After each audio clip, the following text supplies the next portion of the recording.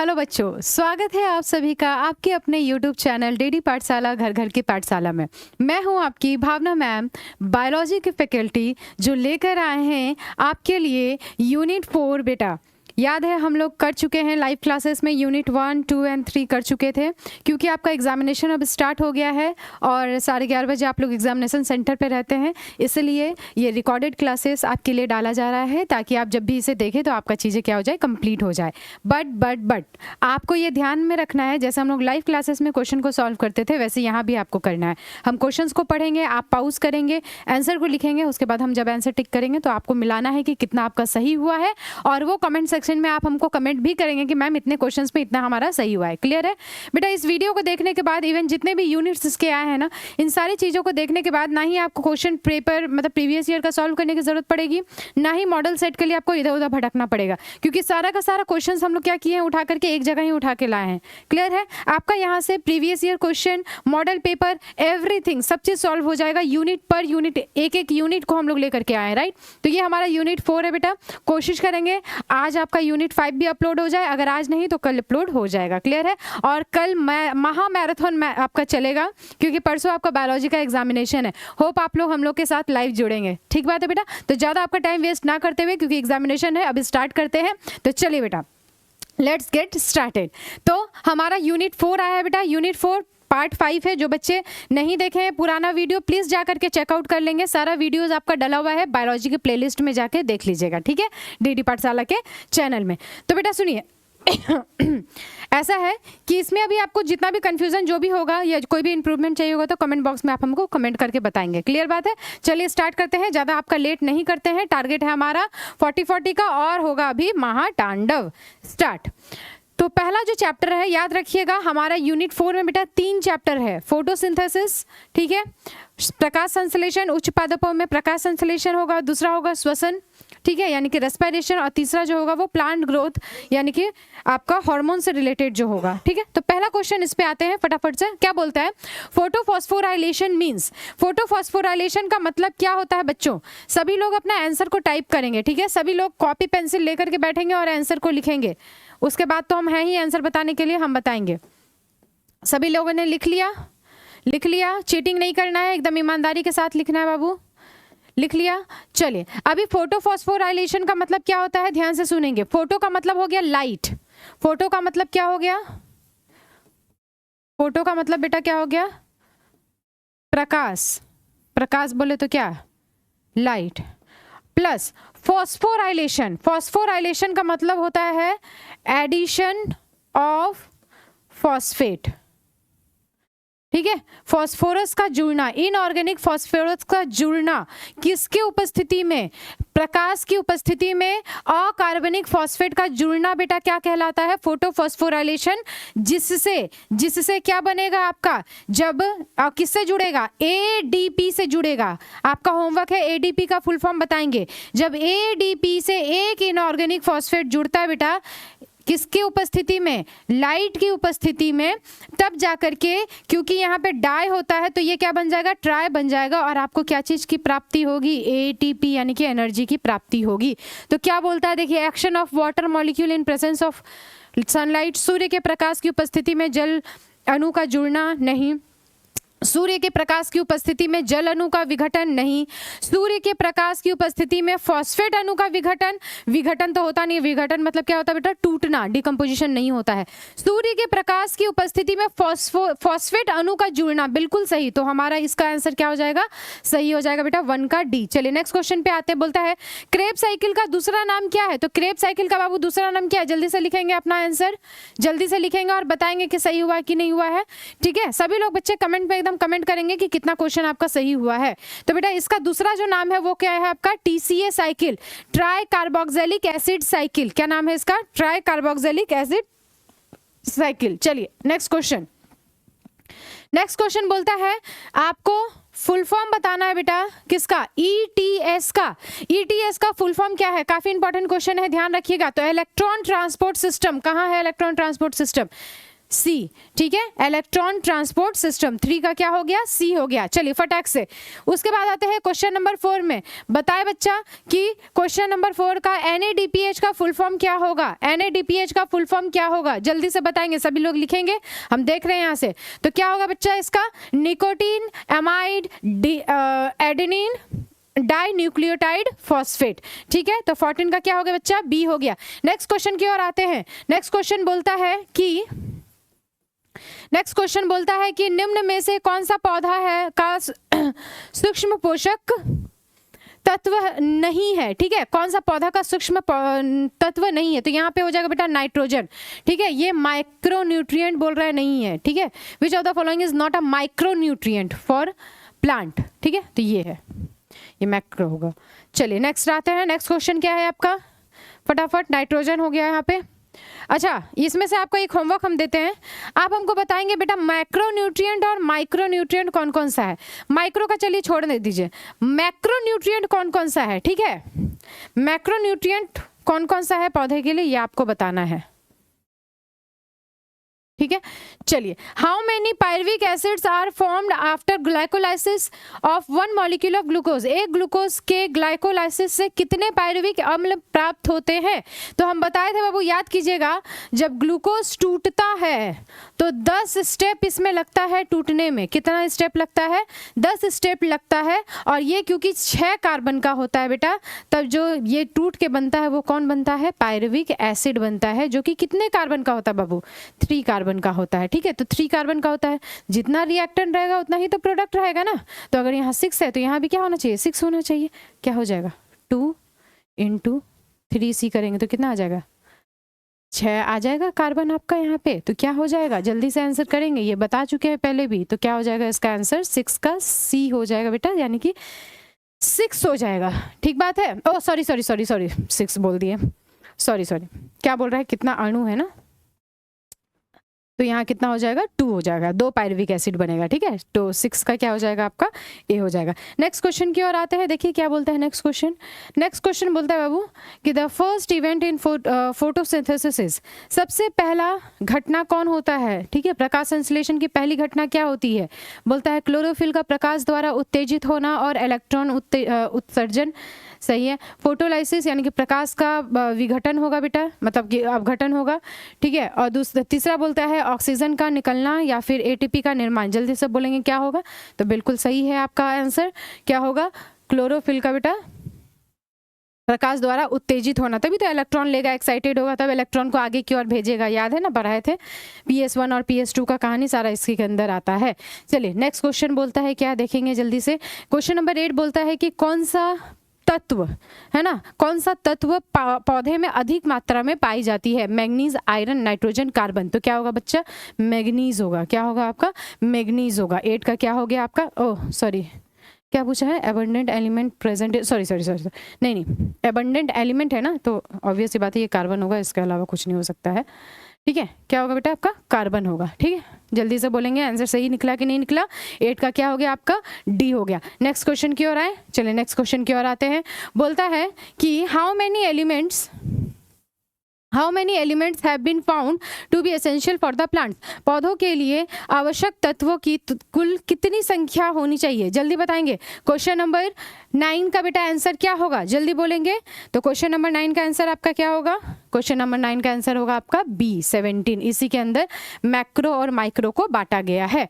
चलिए next question की ओर आते हैं। बोलता है which among the following is not the step of Calvin cycle. Calvin cycle चक्र में, यानी कि केल्विन चक्र में इनमें से निम्न में से कौन सा चरण नहीं होता है। तो पहला चरण तो क्या होता है बाबू, इसका जल्दी से बोलेंगे, कार्बोक्सिलेशन, है ना। क्या होता है, कार्बोक्सिलेशन, यानी कि CO2 का जुड़ना, है ना, CO2 का क्या, जुड़ना, पहला प्रोसेस। दूसरा हम लोग क्या बोले थे, रिडक्शन, क्या बोले थे बेटा, रिडक्शन, है ना।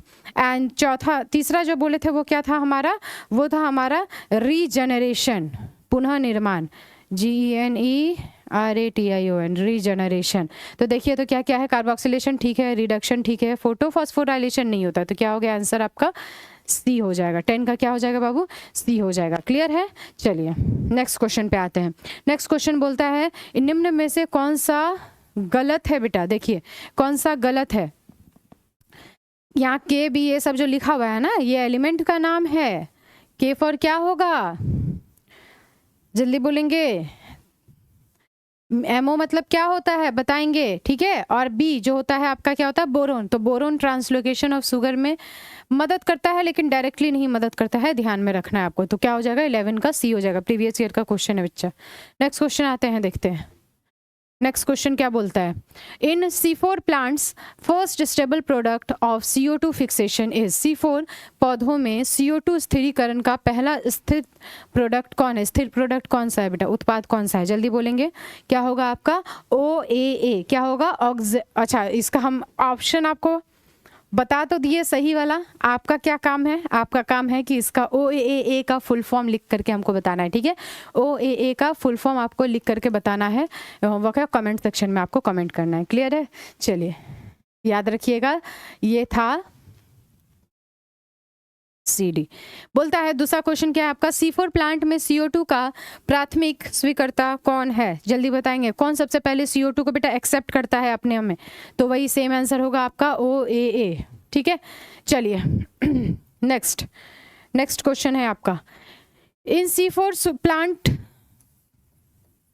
ठीक है, इन C4 plant sugar is produce in, किस में शुगर बेटा प्रोड्यूस होगा, बंडल शीट कोशिकाओं में, मिजोफिल कोशिकाओं में, पैलिसिड कोशिकाओं में, ठीक है, और लास्ट है आपका स्पॉन्जी मिजोफिल में। 14 का क्या होगा, जल्दी से बोलेंगे।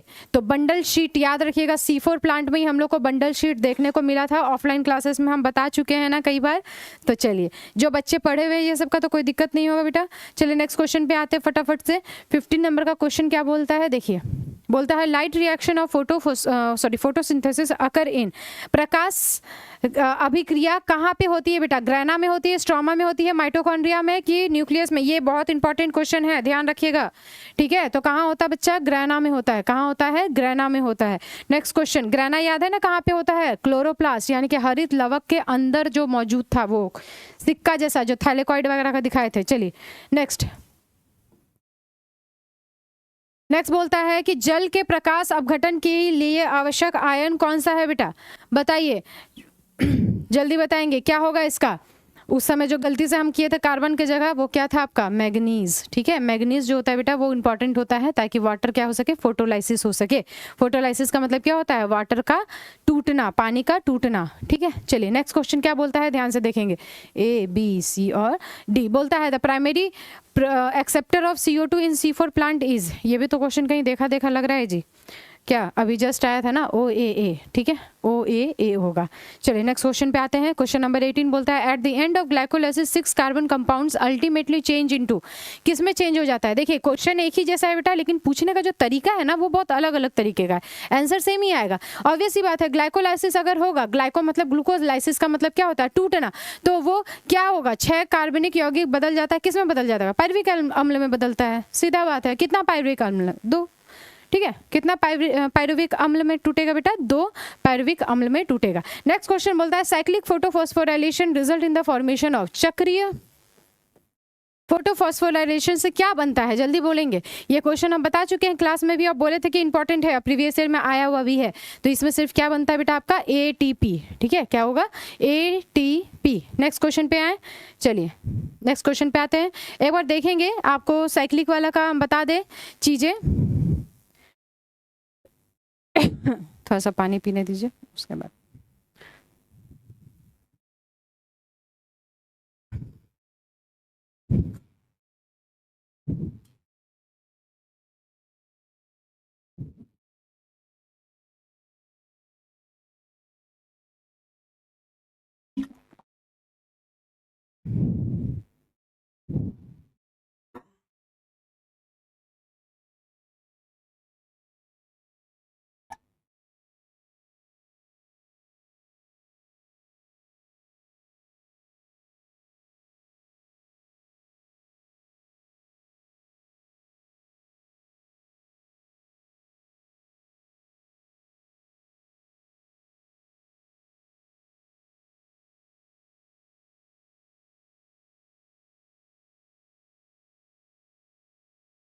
चलिए बेटा, चलिए नेक्स्ट क्वेश्चन पे आते हैं। क्वेश्चन नंबर क्या आएगा अब हमारा? 20 आएगा।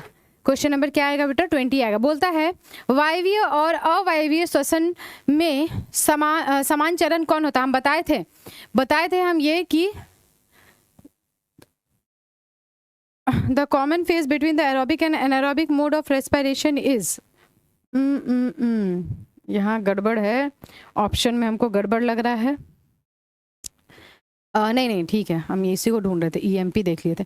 तो क्या होगा बेटा, यहाँ हम क्लास में भी बोले थे कि ये क्वेश्चन इंपॉर्टेंट है, ध्यान रखेंगे। क्या होगा? ग्लाइकोलाइसिस। अच्छा, ये दूसरे वाले चैप्टर का क्वेश्चन यहाँ आ गया है, कोई ना, ठीक है, चलेगा। ठीक है, ये आपका बेटा रेस्पिरेशन का है, श्वसन का है, तो इसमें आ गया है, कोई दिक्कत नहीं है। चलिए, तो याद रहेगा कि एरोबिक और एनारोबिक यानी कि अवायवीय और वायवीय श्वसन में जो क्रियाएं होती है ना बेटा, उसमें से जो समान है, मतलब दोनों में जो देखने को मिलता है वो कौन होता है? ग्लाइकोलाइसिस। ग्लाइकोलाइसिस के बाद से खेला पलट जाता है। ठीक है, चलिए नेक्स्ट जो है हमारा क्या है देखते हैं। PS2 active chlorophyll is, PS2 में सक्रिय क्लोरोफिल कौन है? ये हम कई बार क्लास में डिस्कस कर चुके हैं। PS1 में क्या होता है बच्चा? जल्दी बोलेंगे, 700। ठीक है, P700। और PS2 में क्या होता है? जल्दी बोलेंगे, P680। ठीक है, तो यहाँ पे किसका पूछा है? PS1 का पूछा है कि 2 का पूछा है? 2 का पूछा है, तो क्या हो जाएगा PS2 का? जल्दी से बोलेंगे, ए हो जाएगा। क्लियर है? सभी आंसर लिख रहे हैं ना बाबू? दूसरा क्वेश्चन देखिए क्या बोलता है। Photosynthesis in C4 plant is relatively less limited by the atmospheric CO2 because C4 पौधों में प्रकाश संश्लेषण CO2 से कम सीमित होता है क्योंकि, क्या होगा बोलेंगे जल्दी से, क्योंकि पहला ऑप्शन बोलता है CO2 को बंडल शीट कोशिकाओं में प्रभावी रूप से पंप किया जाता है। हाँ बिल्कुल सही है। रुबिस्को की CO2 के लिए अधिक आत्मीयता होती है? नहीं। 4 कार्बन अम्ल पहला उत्पाद है? और लास्ट बोलता है PEP कार्बोक्सिलेज द्वारा स्थिरीकरण होता है। तो यहाँ हो जाएगा आपका क्वेश्चन क्या है, फिर से पढ़ ले। C4 plant is relatively less limited by the atmosphere. अब ठीक है, क्यों है? क्योंकि यहाँ पे CO2 जो होता है बंडल शीट कोशिकाओं में प्रभावित रूप से पंप किया जाता है बेटा, इसीलिए होता है। तो क्वेश्चन नंबर 22 का क्या हो जाएगा? क्वेश्चन नंबर 22 का हो जाएगा बेटा ए हो जाएगा। ठीक है, चलिए क्वेश्चन नंबर 22 का क्या हो जाएगा? ए हो जाएगा। C4 प्लांट से है क्वेश्चन ये। नेक्स्ट बोलता है कि ये ग्लाइकोलाइसिस का 10 चरण। एक चीज़ हम बता दे रहे बेटा, यहाँ आपको लेकर के इस बार हम नहीं ला पाए। ग्लाइकोलाइसिस का जो पूरा 10 प्रोसेस होता है ना, वो एक बार जरूर से देख लीजिएगा। पूरा याद करना ज़रूरी तो नहीं है आपको, ठीक है, बट अगर थोड़ा सा याद हो जाए तो ठीक है। तो यहाँ पे पहले बनता है G6P, फिर 3PGAL, ठीक है, उसके बाद PGA, उसके बाद PEP बनता है। ठीक है, तो एक होमवर्क आपके लिए फिर से हम दे रहे हैं, इन सभी का फुल फॉर्म आपको लिख करके देना है। ठीक है, क्लास में हम कई बार बता चुके हैं, तो ये आपको बताना है। ठीक, ग्लूकोज 6 फॉस्फेट होगा, ठीक है, उसके बाद और क्या क्या नाम होता है तो सारा हम बताएंगे नहीं, आपको फिर दिक्कत हो जाएगा आपके लिए, हमारे लिए मतलब। ठीक है, तो 23 का क्या हो गया? बी हो जाएगा। नेक्स्ट क्वेश्चन पे आते हैं। नेक्स्ट क्वेश्चन क्या बोलता है बाबू? देखिए 23 का बी हो गया। 24 में आते हैं, बोलता है pyruvic acid plus coenzyme A plus NAD plus बनाता है acetyl CoA plus CO2 plus NADH plus H plus. इस रिएक्शन इज नोन एज, क्या बोलते हैं इस रिएक्शन को? जल्दी से बताइए। बोले या नहीं ये वाला चीज को हम लोग? तो पायरुवेट ऑक्सीडेशन भी कहते हैं इसको, क्योंकि पायरुविक एसिड का ऑक्सीडेशन हो रहा है, और लिंक रिएक्शन इसी को कहते हैं। ठीक है, इसी को क्या बोलते हैं बेटा? लिंक अभिक्रिया बोलते हैं। NCERT में साफ साफ लिखा हुआ है। लिंक क्रिया क्यों बोलते हैं? किस 2 रिएक्शन को ये लिंक करने का काम करता है? बताइएगा कमेंट सेक्शन में। ऑफलाइन क्लास में हम बता चुके हैं कई बार। क्वेश्चन क्या बोले हम? लिंक रिएक्शन कौन से 2 रिएक्शन को जोड़ने में काम करता है। नेक्स्ट क्वेश्चन पे आते बाबू, बोलता है 25 number, which of the following statement is और आर करेक्ट? निम्न में से कौन सा कथन सही है? तो पहला कथन क्या बोलता है? रुबिस्को सबसे अधिक पाया जाने वाला प्रोटीन है। क्या ये बात सही है क्या? ऐसा तो नहीं है। बोलता है फिर दूसरा कि DNA और RNA जो होता है बेटा वो आनुवांशिक पदार्थ है। हाँ, बात तो ये सही है। तीसरा बोलता है कोलेजन इज अच्छा, rubisco is the most abundant protein in the whole biosphere. Biosphere है ना बेटा, हाँ बिल्कुल सही, सही है। पूरे बायोस्फीयर में रुबिस्को सबसे ज़्यादा है आपका क्वांटिटी में। डीएनए और आरएनए जो होगा वो आपका जेनेटिक मटेरियल है, बिल्कुल है। Collagen is the most abundant protein in the animal world, बिल्कुल सही है। तो ऑल ऑफ दिस हो जाएगा हमारा, क्या हो जाएगा यहाँ पे, ऑल ऑफ दिस हो जाएगा। क्लियर है। चलिए नेक्स्ट आते हैं क्वेश्चन पे। नेक्स्ट क्वेश्चन क्या बोलता है, splitting of water is associated with, water का यानी कि जल का विघटन संबंधित है, कहाँ पे होता है जल का विघटन, जल्दी से बताएंगे। जल का विघटन होता है बेटा PS2 में, तभी यहाँ से NADPH वगैरह आता है। क्लियर है, तो PS2 में याद रखिएगा। चलिए नेक्स्ट क्वेश्चन बोलता है which of the following statement is और आर नॉट करेक्ट, है ना, गलत कथन बोल रहा है बोलने के लिए। बोलता है Calvin cycle is also known as C3 cycle, गलत है क्या ये बात तो सही है, ये बात तो बिल्कुल सही है, गलत एकदम नहीं है। फिर बोलता है Hatch Slack cycle is also known as C4 cycle, ये भी सही है। Kranz anatomy is the characteristics features of C4 plant, ये भी सही है। क्रंच एनाटॉमी तो वहीं पढ़ते हैं ना हम लोग, क्रंच एनाटॉमी C4 प्लांट की विशेषता है, एकदम सही है। और लास्ट बोलता है C4 प्लांट में प्राथमिक स्वीकर्ता OAA है।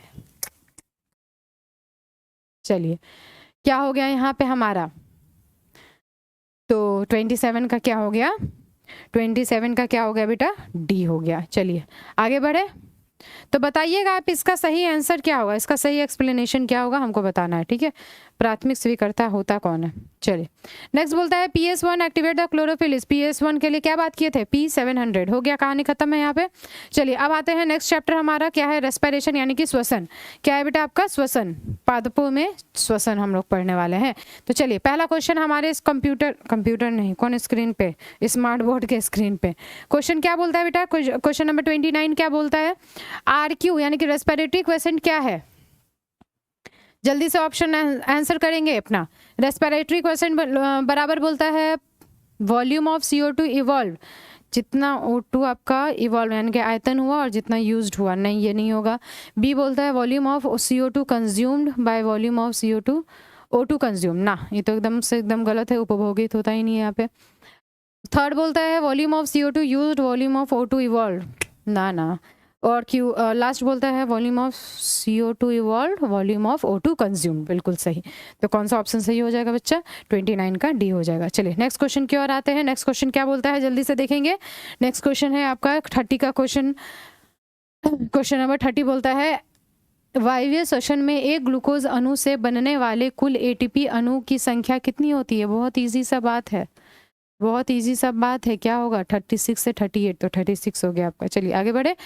नेक्स्ट बोलता है क्या, देखिए एंड प्रोडक्ट पूछ रहा है बाबू, एंड प्रोडक्ट पूछ रहा है ईस्ट के अवायवीय श्वसन का अंतिम उत्पाद क्या है। पिछले क्लास में भी हम लोग कई बार डिस्कस ये कर चुके हैं वीडियो में, है ना। तो अंतिम उत्पाद क्या है आपका, इथेनॉल और CO2 होता है। CO2 की वजह से वो फूल जाता है और ब्रेड वगैरह आपको मतलब वो छे जैसा दिखता है, इथेनॉल की वजह से वो महकता है। चलिए नेक्स्ट क्वेश्चन पे आते हैं। क्वेश्चन नंबर क्या आ गया आपका 32। चलिए क्वेश्चन नंबर 32 क्या बोलता है बाबू कि प्रोडक्ट ऑफ एनारोबिक रेस्पिरेशन, अवायवीय श्वसन का उत्पाद क्या है। जल्दी से बोलेंगे, आंसर फटाफट से करेंगे। इथाइल अल्कोहल होगा, लैक्टिक एसिड ओनली, नहीं ये भी सही तो है, लेकिन थोड़ा सा हम लोग और सारे ऑप्शन को भी देख लेंगे। Ethyl alcohol CO2 lactic acid सही है, ये भी सही है। इथाइल अल्कोहल CO2 H2O, ना ethyl alcohol H2O CO2 and lactic acid. चलिए बताइए 32 का क्या होना चाहिए, 32 का क्या होना चाहिए बाबू, B होना चाहिए। ये सही हो जाता है, दोनों ऑलमोस्ट सेम है। O2 H2O नहीं बनता है, ठीक है, H2O वगैरह नहीं बनता, वाटर वगैरह नहीं बनता है। क्या बनता है, इथाइल अल्कोहल बनेगा, O2 बनेगा, लैक्टिक अम्ल बनेगा। चलिए नेक्स्ट आते हैं। लैक्टिक अम्ल जो होता है बेटा वो जंतुओं में बनता है, जबकि जो इथाइल अल्कोहल जो होता है वो माइक्रो ऑर्गेनिज्म के द्वारा बनाया जाता है। नेक्स्ट क्वेश्चन क्या बोलता है, a dough kept overnight in the warm weather become soft and spongy due to, गर्म मौसम में रात भर रखा गया आटा नर्म और स्पॉन्जी हो जाता है, क्योंकि क्यों हो जाता है बेटा, वायुमंडल से CO2 का अवशोषण होता है। क्या बोलना है आपका, सही बात है क्या, या फिर शोखन हो जाता है, या फिर किण्वन हो जाता है इसका, कि इनमें से सभी हो जाता है। जल्दी बोलेंगे 33 का क्या हो जाएगा, किण्वन हो जाएगा बेटा। क्या हो जाएगा, किण्वन हो जाएगा। किण्वन की मदद से हम लोग बहुत सारा खाने पीने का प्रोडक्ट बनाते हैं, है ना, शराब वगैरह भी उसी से बनता है। खुश हो गए ना शराब का नाम सुन के, गलत बात। चलिए अब नेक्स्ट चैप्टर अपना आता है प्लांट ग्रोथ एंड डेवलपमेंट। तो इसमें ज्यादा क्वेश्चन है नहीं बेटा आपका। बोलता है phytochrome is responsible for, phytochrome किसके लिए रिस्पॉन्सिबल है? सीड जर्मिनेशन और फ्लावरिंग दोनों के लिए रिस्पॉन्सिबल है बेटा, दोनों के लिए रिस्पॉन्सिबल है। तो 34 का क्या हो जाएगा? सी हो जाएगा। 34 का क्या होगा आपका? सी हो जाएगा। चलिए नेक्स्ट क्वेश्चन की ओर आते हैं। नेक्स्ट क्वेश्चन बोलता है 35, बोलता है निम्न में से कौन सा वृद्धि हार्मोन है? यही पूछ रहा है ना, वृद्धि प्रवर्धन हार्मोन कौन है? सॉरी प्रवर्धन है ना आपका, प्रमोटर। चलिए बताइएगा कौन है हार्मोन जो वृद्धि यानी कि ग्रोथ को प्रमोट करता है? नन ऑब्वियस आपका ऑक्सिन। क्या होगा बेटा? ऑक्सिन। ऑक्सिन से रिलेटेड हम लोग PYQ का जो लगाए थे 2025 या 24 का, उसमें हम डिटेल बताए हैं आपको, ठीक है। चलिए नेक्स्ट क्वेश्चन आते हैं, question number 36। Which of the following is the gaseous plant growth regulator? Important है और इसका सिर्फ एक ही आंसर है, वो है इथिलीन। इथिलीन बेटा, आप जो कार्बाइड वगैरह डालते हैं ना, जो आम जो पक जाता है, इससे बहुत सारा रिलेटेड क्वेश्चन है। आप देखिएगा, बोलता है कि आम जो कच्चा होता है उसको आप रख दीजिए और उसको कुछ गर्म कपड़े से वगैरह से या बोरा वगैरह से ढक दिया जाता है, ठीक है, जूट के बोरे से। और उसके बाद जहाँ से आम पकना स्टार्ट हो जाता है तो बोलता है कि वहाँ से उस आम को हटा दो, नहीं तो सारा आम को क्या करेगा? पका देगा। तो कैसे जा जाकर पकाता है उसको? अपना बात बोल बोल के, जैसे हम आपको पका रहे हैं? नहीं, ऐसा नहीं, ठीक है। वो कैसे पकाता है बाबू? वो पका हुआ आम से गैसियस फॉर्म में कौन निकलता है? इथिलीन निकलता है, जो बाकी सारा फ्रूट्स को क्या करता है? पकाने का काम करता है। चलिए तो क्या होगा? 36 का क्या होगा बेटा? बी हो जाएगा। नेक्स्ट क्वेश्चन क्या बोलता है देखेंगे। नेक्स्ट क्वेश्चन बोलता है कौन सा पौधा वृद्धि नियमक फलों के पकने को प्रेरित करता है? Which of the following hormone regulates the inducing of the ripening of fruits? बताइए पकाने में कौन मदद करेगा? अभी जस्ट बात किए हम, नहीं, मेरा नाम नहीं लेना है, इथिलीन का नाम लेना है। नेक्स्ट क्वेश्चन पे आते हैं, बोलता है apical dominance is stimulated by auxin whereas it is inhibited by शीर्ष प्रभुत्व ऑक्सिन द्वारा प्रेरित होता है, जबकि इसे किसके द्वारा अवरोधित किया जाता है?